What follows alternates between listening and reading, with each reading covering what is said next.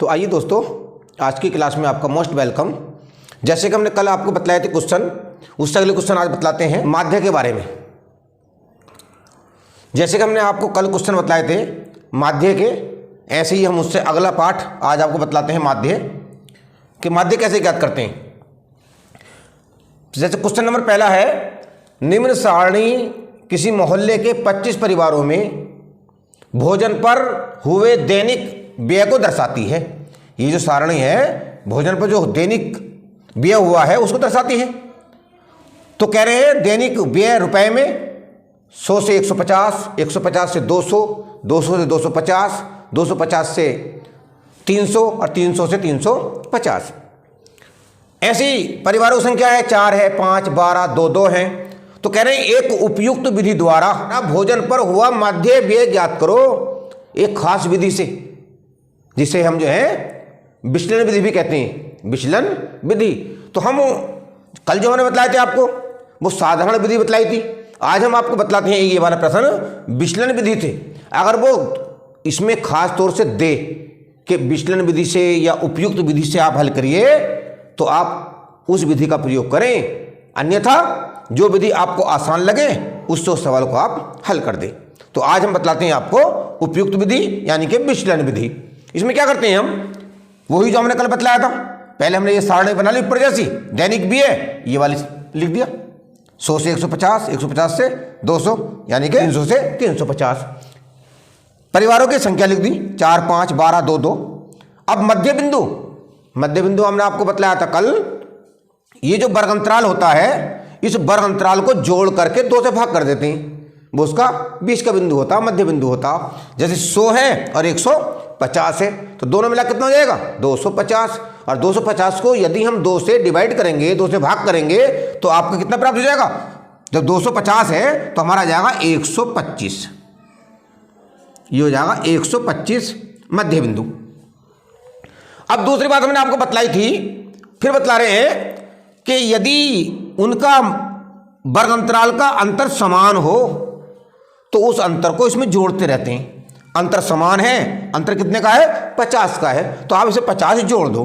तो 50 जोड़ा तो हमारा आ गया 175। 50 जोड़ा तो आ गया हमारा इसमें 225। 50 जोड़ा तो आ गया हमारा इसमें 275। 50 जोड़ा तो आ गया हमारा यहां पर 325, ये आ गया। अब इसमें निकालते हैं डी निकालते हैं x माइनस ए। अब इसमें हम एक बिंदु बीच ए मानते हैं, तो जो बीच की संख्या होती है उसको ज्यादातर ए मान लेते हैं, जिसमें मान लीजिए बीचों बीच संख्या 2 ऊपर है 2 नीचे है, तो यहां पर इसको भी बीच वाली संख्या है ये वाली, इसको हम ए मान लेंगे। और जिसमें ऐसा नहीं होता है, बराबर डिवाइड नहीं होती हैं, मान लीजिए इसमें 5 संख्या थी तो बीच की संख्या आ गई, जिसमें अगर कमवर्ती होंगी तो उसमें हम जो है बीच की संख्याओं में जो संख्या बड़ी होगी उसको ए मान लेते हैं। इसमें हमारे बीच की संख्या क्या है, इसमें बीच की संख्या हमारी है 225, तो इसको हमने ए मान लिया। तो डी बराबर क्या है एक्स माइनस ए।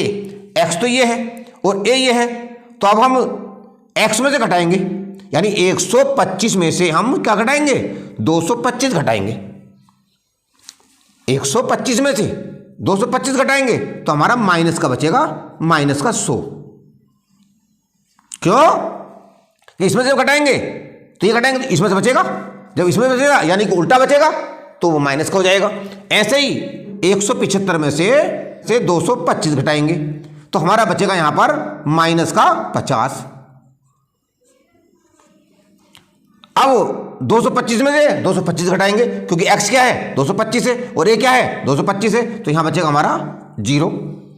अब नीचे आ जाएंगे, 275 में से 225 घटाएंगे तो हमारा बचेगा यहां पर प्लस का 50। ऐसे 325 में से क्या घटाएंगे 225 घटाएंगे तो यहां बचेगा हमारा 100। ये बात समझ लें आप, बीच का बिंदु ए मान लेते हैं और फिर बाद में जो है हम x में से x 125 है, 125 में से ए घटाएंगे, ये हमारा 225 है तो 100 बचेगा। ऐसे ही x हमारा 175 है, 175 में से 225 घटाएंगे तो हमारा 50 बचेगा, लेकिन बचेगा माइनस का। जब इसमें से बचे ए में से बचे तो माइनस आएगा, और जब इन संख्याओं में से बचे x में से बचे तो प्लस का आएगा। तो यहां पर देखने में आता है कि 225 ए में से बच रहा है ये, तो इसलिए माइनस का है। यहां भी 225 है, 175 एक्स है, तो ये भी ए में से बच रहा इसलिए माइनस का है।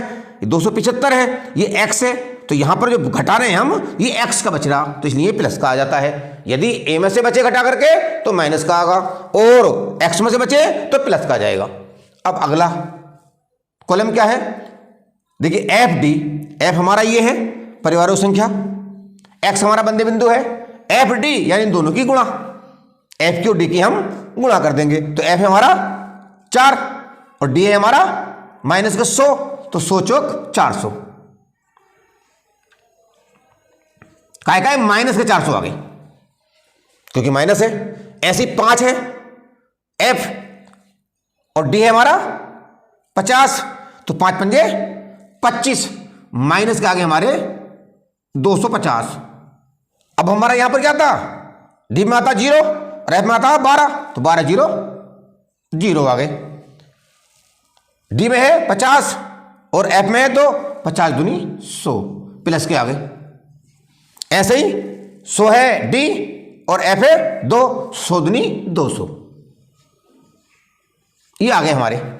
अब माइनस से कितने, माइनस के हो गए हमारे यहां पर 650, फिर 400 माइनस के ये हैं और 250 माइनस के ये हैं, तो माइनस के कितने हो गए, माइनस के हो गए हमारे यहां पर 650, और प्लस के कितने, प्लस के आगे यहां पर हमारे 300, तो 650 है माइनस के और 300 है प्लस के, तो यहां बच जाएंगे हमारे सिग्मा एफ डी बराबर माइनस के 350।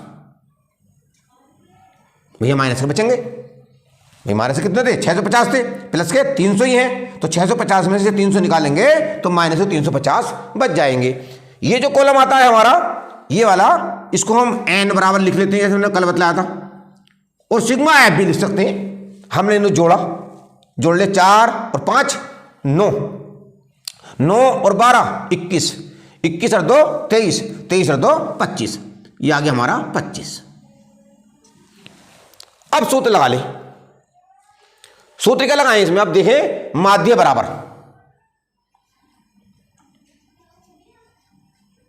माध्य बराबर इसमें आता है ए प्लस सिग्मा एफ डी बटे एन, इसमें ए प्लस आता। अब ले ले ए कितना है, ए है हमारा इसमें 225, ए कितना 225 प्लस एफ डी कितना आया माइनस 350 और बटे एन कितना आया 25। इसे ब्रैकेट में कर लेंगे क्योंकि यहां पर निशान पहले प्लस का आ रहा है, इसलिए ब्रैकेट में कर लिया। इसको काट दे, इसको देखिए 25 का ना 25 बचा कितना यहां से, भाई 35 था बचा 10 हो गया 100, 25 चौका 100, ये कट गया, तो यहां आ गया हमारा 225 और माइनस, ये माइनस का -14, ये -14 आ गए। जब ये 14 घटाएंगे तो क्या बचेगा, बराबर बचा हमारा 1 और ये 211 बचा। ये इसका क्या हो जाएगा, ये माध्य हो जाएगा, ये इसका आंसर है। सवाल देख लेते हैं अगला। तो देखिए क्वेश्चन नंबर देख लेते हैं 2 में दिया है इन्होंने, सारा ने दिए ये SO2 की सांद्रता 0.00 से 0.04 और 0.04 से 0.08, 0.08 से 0.12 और 0.12 से 0.16 और 0.16 से 0.20 और 0.20 से 0.24, ये जो है आपकी SO2 की सांद्रता दी है।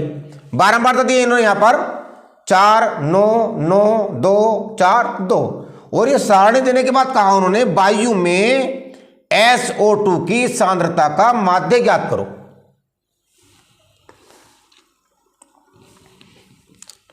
SO2 क्या होता, sulphur dioxide, SO2 sulphur dioxide की वायु में जो सांद्रता है उसका माध्य ज्ञात करा रहा।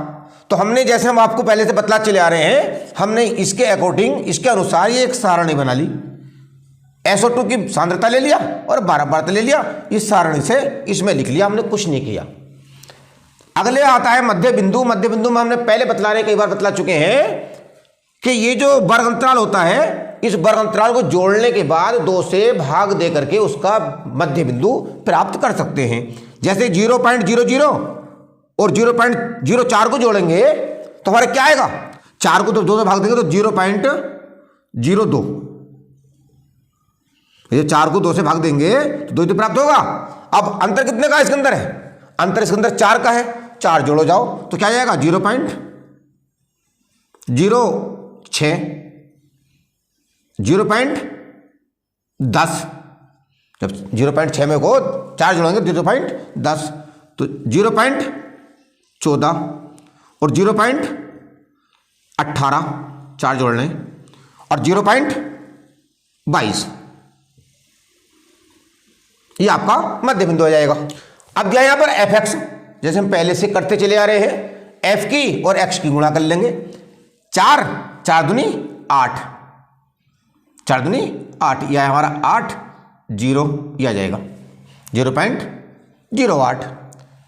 इसी गुणा करेंगे 9 छक्का 54 तो 0.54, 9 ढाई 90 तो 0.90, 14 दूनी 28 तो 0.28 और 18 चौक 72 तो 0.72 और 22 दूनी 44 तो 0.44, यह आ जाएगा आपका।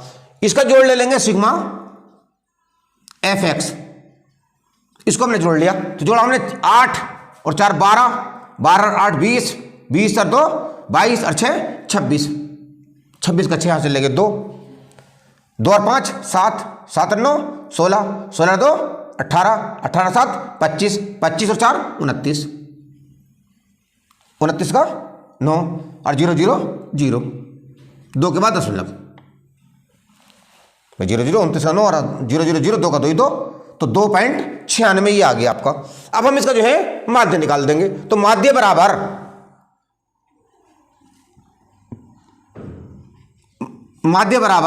ले लिया हमने वही सिग्मा fx बटे n, ये n का टोटल ले लिया यहां पर। n टोटल कितना आया, 4 और 9 13, 13 और 9 22, 22 और 2 24, 24 और 4 28, 28 और 2 30 बराबर सिग्मा fx आपका ये प्राप्त हुआ 2.96 बटे n आपका आया 30। अब इसको आपने काट दिया, चाहो तो पहले 2 से छोटा कर लो, देखिए आसान हो जाएगा। 2 का ना 2 और 2 पंजे 10 यानी 15 दूनी 30, इसे काटेंगे 2 का ना 2 आया दशमलव और 2 चौक 8 और 2 अट्ठे 16, ये भी कट गया। बराबर क्या आ गया, बराबर आ गया हमारा 1.48 और बटे आ गया हमारा 15। अब 15 से काट दो, 15 से काट दो, पहले लगाया हमने दशमलव, ये इससे पहले 0 आ गई, लगाया हमने दशमलव क्योंकि दशमलव आ रहा है। 14 हुआ, 14 नहीं जाते नहीं आते लगा, फिर 0 लगाया, अब हुआ 148, कितना हुआ 148, 15 नमा 135 तो बचा हमारा 13, भाई 148 था, 115 नमा 135 तो बचा हमारा 13, तो लग रहा दशमलव हो गया होगा 130, 15 अट्ठे 120, बचा हमारा 10, हो गया हमारा लग रहा दशमलव हो गया हमारा 100, 15 छक्का 90, 3 अंक इसके हो गए। तो बराबर हम लिख सकते हैं इसको 0.0, तीसरा अंक जो है हमारा 4 से अधिक है तो हम इसको लिख सकते हैं 0.99, इस 8 का 9 कर देंगे। जैसा आप जानते हैं यदि तीसरा अंक 4 से अधिक प्राप्त होता हो तो उससे पिछले वाले अंकों को 1 जोड़ देते हैं, तो ये आ जाएगा हमारा 0.099, इसका जो है माध्य प्राप्त हो जाएगा। ये जो होगा SO2 की सांद्रता जो होगी वो इसमें 0.099 होगी, ये इसका आंसर होगा। सवाल देख लेते हैं अगला। तो देखिए क्वेश्चन नंबर देख लेते हैं आप 3 में कह रहे हैं किसी कक्षा अध्यापक ने पूरे सत्र के लिए अपनी कक्षा के 40 छात्रों की अनुपस्थिति निम्न रूप में रिकॉर्ड की। एक विद्यार्थी जितने दिन अनुपस्थित रहा उसका माध्य ज्ञात कीजिए। सारणी ये है, दिनों की संख्या ये दी हुई है, विद्यार्थियों की संख्या ये दी हुई है। हमने इसी सारणी के अनुसार ये एक सारणी हल करने वाली बना ली। हमने दिनों की संख्या लिख दी, विद्यार्थियों की संख्या यहां से देख करके लिख दी। अब वही मध्य बिंदु इसका हमने प्राप्त किया। मध्य बिंदु देखा हमारा मतलब मैंने वर्ग अंतराल को योग करने के बाद में 2 से भाग कर करके उसका मध्य बिंदु प्राप्त हो जाता है। तो 0 6 6 का मध्य बिंदु 3 होगा, 3 हो गया। यहां पर 6 और 10 16, 16 का मध्य बिंदु कितना होगा? 10 से 16, और 16 का मध्य बिंदु होगा आपका 8। और यहां पर 10 और 14 24, 24 का मध्य बिंदु होगा आपका 12। और यहां पर 14 और 20 कितने होते हैं? 34, और 34 का मध्य बिंदु होगा आपका 17। 20 और 28 कितने होते हैं? 48, और 48 का मध्य बिंदु होगा आपका 24। ऐसी 28 और 38 कितने होते हैं? 66, और 66 का मध्य बिंदु होगा आपका 33।